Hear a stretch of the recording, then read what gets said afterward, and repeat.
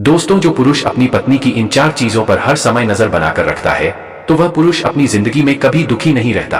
आज की इस वीडियो में आप जानेंगे कि पति को अपनी पत्नी की किन चीजों को हमेशा देखता रहना चाहिए जिससे उसे कभी पछताना ना पड़े और अपनी जिंदगी में कभी दुखी ना होना पड़े। दोस्तों, आपसे निवेदन है कि वीडियो को पूरा जरूर देखें। तो दोस्तों, आपका ज्यादा समय ना लेते हुए कहानी को शुरू करते हैं। प्रिय बंधुओं, बहुत समय पहले की बात है। किसी नगर में विक्रांत नाम का एक सेठ रहता था। सुलोचना नाम की एक उसकी बेटी थी जो देखने में इंद्र की अप्सराओं की तरह लगती थी। सुलोचना रूप और यौवन से इतनी संपन्न थी कि इंद्र भी लालायित होने लगे। एक दिन की बात है, सुलोचना अपनी सहेलियों के साथ देव दर्शन के लिए घर से निकली। चलते चलते जब वह देवी के मठ के निकट पहुंची तो उसे वहां एक वैश्य कुमार ने देखा। वह वैश्य कुमार उसकी मोहिनी सूरत पर मोहित हो गया और वह उसे काफी देर तक निहारता रहा और सोचने लगा कि ऐसी सुंदर कन्या यदि मुझे मिल जाए तो मेरा जीवन धन्य हो जाएगा। दोस्तों, वैश्य कुमार सुलोचना के प्रेम में पूरी तरह घायल हो चुका था। सुलोचना देवी के दर्शन करके अपने घर वापस लौट आई। उधर वह वैश्य कुमार उसकी यादों में रात भर करवट बदलता रहा। बार बार उसकी आंखों के सामने सुलोचना की अलौकिक छवि आ जाती थी। जैसे तैसे करके उसने रात बिताई। सवेरा होते ही वह सेठ के बगीचे में जाकर बैठ गया और सोचने लगा, आज जब वह आएगी तो उससे मैं अपने मन की बात कह दूंगा। प्रिय दर्शकों, संयोग से उस दिन सुलोचना अपने बगीचे में टहलने के लिए गई और उसकी सहेलियां पीछे रह गई।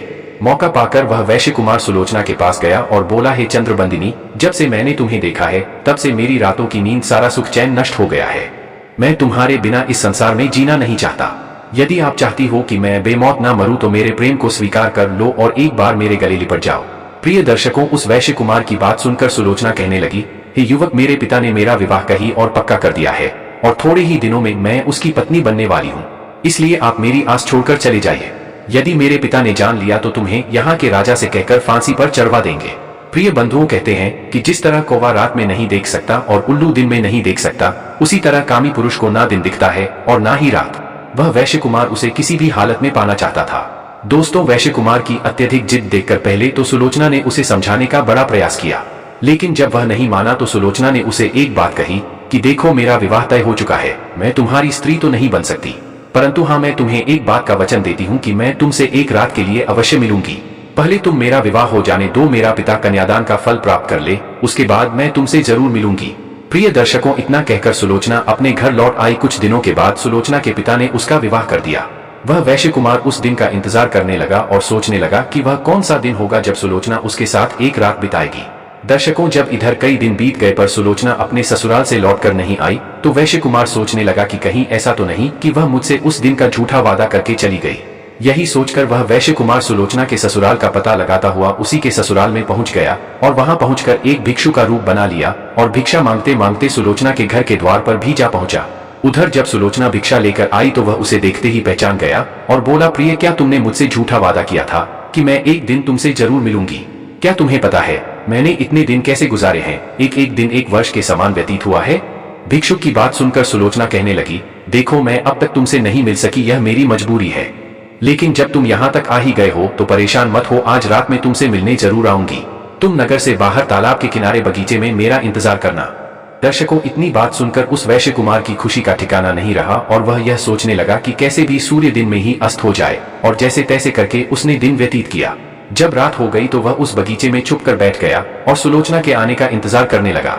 इधर सुलोचना ने क्या किया कि परिवार के सभी लोगों को भोजन कराया और कुछ भोजन थाली में रखकर अपने पति के पास पहुंची। सारे लोग तो भोजन करके सो चुके थे, लेकिन उसका पति अभी जाग रहा था। उसने अपनी पत्नी सुलोचना से जब आलिंगन करना चाहा तो सुलोचना ने उसे ऐसा करने से रोक दिया और पलंग में उदास होकर बैठ गई। उदास देखकर उसके पति ने सोचा, जरूर आज किसी ने इससे भला बुरा कह दिया होगा, या हो सकता है मुझसे कोई भूल हो गई हो।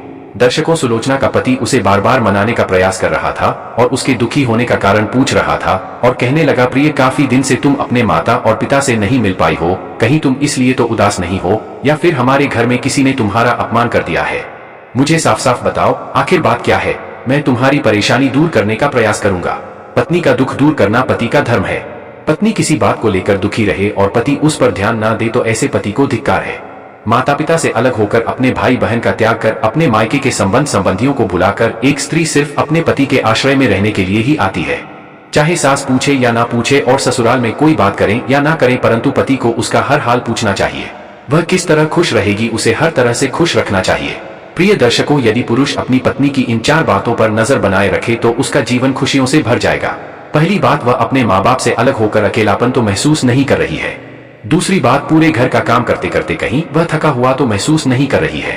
कहीं उस पर काम का बोझ अधिक तो नहीं डाल दिया है और वह आपसे कहने की हिम्मत नहीं जुटा पा रही हो। वह आपसे ना भी कहे तो उसकी समस्या को समझकर पति को चाहिए कि उसका काम कम करने का प्रयास करे। तीसरी बात, घर परिवार में कोई उसे व्यर्थ परेशान तो नहीं कर रहा है, कोई उसे अपशब्दों का प्रयोग तो नहीं कर रहा है जिससे वह अपने आप अपमानित महसूस कर रही हो। चौथी बात, कहीं घर में रहते रहते वह बोर तो नहीं हो रही है। यदि ऐसा है तो पति उसे अपने साथ बाहर घुमाने ले जा सकता है। कई बार पत्नियों की यह आदत होती है कि वह छोटी मोटी बीमारी को छुपा लेती है। पति का धन खर्च ना हो जाए इसलिए वे अपने कष्ट को सहन कर लेती हैं। पति से कहती नहीं तो पति को चाहिए कि उनके स्वास्थ्य को लेकर हर समय सक्रिय रहे।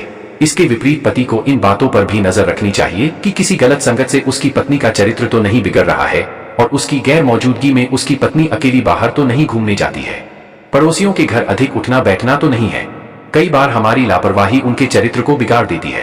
कहते हैं, अन्य पुरुषों के साथ रहना, उठना बैठना, सामने होकर अधिक बातचीत करना और हद से ज्यादा स्वतंत्र छोड़ देना, दूसरे के घर में निवास करने देना, यह सब नारियों के लिए दोष बताए हैं। पत्नी को इन सब से दूर रखना ही उचित है। शुक्र नीति कहती है कि एक समझदार और सुशील स्त्री को घर पर पति पिता पुत्र को ही समय देना चाहिए और घर के कार्यों के अलावा अन्य कार्यों में ज्यादा समय नहीं देना चाहिए। हंसी मजाक करने वाले पति के मित्र से भी व्यर्थ मुंह नहीं लगना चाहिए और किसी अन्य पुरुष के साथ बैठना और अत्यधिक हंसी मजाक करना कुलीन स्त्रियों के चरित्र को बिगाड़ने का काम करती है।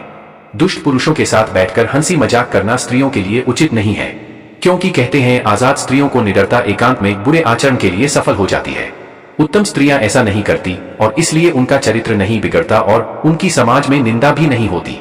प्रिय दर्शकों, सुलोचना के उदास होने का कारण जब उसके पति ने पूछा तो वह कहने लगी, हे प्रियतम, तुमसे बढ़कर मेरे लिए इस संसार में कोई नहीं है, लेकिन आज मैं तुमसे एक बात कहना चाहती हूँ, यदि मेरी गलती को क्षमा कर दो तो। पति बोला, हाँ प्रिय, मैं तुम्हारी किसी भी गलती को क्षमा कर दूंगा, तुम बोलो तो सही। दर्शकों, तब सुलोचना बड़े ही दुख और शर्म के साथ अपने पति को बताती है कि हमारी शादी से पहले की बात है, एक वैश्य कुमार मेरी सुंदरता पर मोहित हो गया था और कई दिनों तक उसने मेरा पीछा किया। एक दिन वह मेरे बगीचे में आया और बोला कि यदि तुमने मुझसे विवाह नहीं किया तो मैं तुम्हारी आंखों के सामने अपने प्राण त्याग दूंगा। मैं उसके मरने की खबर सुनकर भयभीत हो गई और मैंने उसे बताया कि मेरा विवाह तय हो गया है और मैं अब किसी अन्य पुरुष को स्वीकार नहीं कर सकती। लेकिन वह किसी भी तरह से समझने को तैयार नहीं था। तब मैंने उससे एक वादा किया कि मैं जीवन भर तो नहीं पर एक रात के लिए उसकी पत्नी जरूर बनूंगी। वह मेरी इस बात पर मान गया और तब से लेकर अब तक मैं अपना वचन नहीं निभा पाई और मैं उससे मिलने नहीं जा पाई। वह इंतजार करता करता वह हमारे घर के दरवाजे तक आ गया। मैंने आज रात उसके पास जाने का वादा किया है, इसलिए आप मुझे आज्ञा दे तो मैं अपना वचन निभा सकूं। प्रिय दर्शकों, पत्नी की ऐसी बातें सुनकर पति की सांसें थम गई और सच बात है, कोई भी पति अपनी स्त्री को दूसरे पुरुष के साथ देखना नहीं चाहेगा।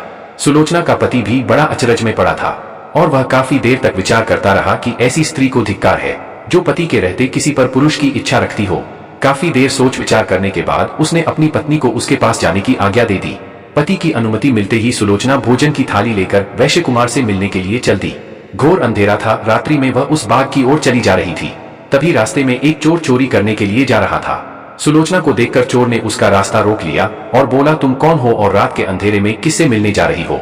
दर्शकों, तब सुलोचना डरते हुए कहने लगी, देखो मेरा रास्ता छोड़ दो, मैं किसी जरूरी काम से बाग में जा रही हूँ। चोर बोला, शायद तुम यह नहीं जानती कि मैं एक चोर हूँ और हाथ में आए धन को कैसे छोड़ दूं। सुलोचना ने कहा, देखो तुम मेरे सारे गहने ले लो मगर मुझे अपना वचन निभा लेने दो।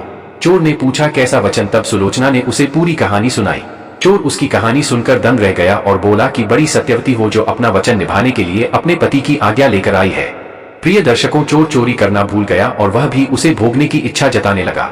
सुलोचना ने कहा, ठीक है, पहले मैं उससे मिल आऊं, लौटकर मैं तुम्हारे पास जरूर आऊंगी। चोर ने सोचा, इतनी वचन की पक्की है तो लौटकर जरूर आएगी, और चोर उसी स्थान पर उसका इंतजार करने लगा। इधर क्या हुआ कि सुलोचना उस वैश्य कुमार के पास पहुंची और उसे भोजन कराया। वैश्य कुमार ने देखा कि सुलोचना इतनी रात गई अपने वचन निभाने के लिए मेरे पास आई है तो उसकी ईमानदारी से बड़ा प्रश्न हुआ और उसकी सोच बदल चुकी थी। उसने कहा, हे सुलोचना, वैसे तो मैं तुझे जान से ज्यादा चाहता हूं, पर तुम एक दूसरे पुरुष की पत्नी बन चुकी हो, इसलिए उसने तुम पर विश्वास करके मुझसे मिलने के लिए भेज दिया। मैं उसके त्याग से समझ सकता हूं कि वह तुम्हें कितना चाहता है, जो तुम्हारी खुशी के लिए वह राजी हो गया। एक पति के लिए सबसे बुरा दिन होता है जब उसकी स्त्री किसी और पुरुष से मिलने जाए। मैं उसके विश्वास और प्रेम की ओर तुम्हारे वचन की बलि नहीं चढ़ा सकता। जाओ, तुम अपने पति के पास लौट जाओ। इतना कहकर वैश्य कुमार ने सुलोचना को वापस लौटा दिया। लौटकर सुलोचना उस चोर के पास आई। चोर ने पूछा, कहो जिससे तुम मिलने गई थी उससे मिलाई? तब सुलोचना ने बताया कि मैं उससे मिलने तो गई पर उसने मेरी सत्यता को देखकर छुआ तक नहीं। वैश्य कुमार ने जितनी बातें कही थी उसने सब चोर को सुना दी। सुलोचना के मुख से वैश्य कुमार की बातें सुनकर चोर का भी मनोभाव बदल गया और उसने कहा, यदि ऐसी बात है तो जाओ, मैं भी तुम्हें हाथ नहीं लगाऊंगा और तुमसे तुम्हारे गहने भी नहीं लूंगा। प्रिय दर्शकों, चोर उसे कुछ दूर तक छोड़ने आया। सुलोचना अपने पवित्र चरित्र के साथ अपने पति के पास लौट आई।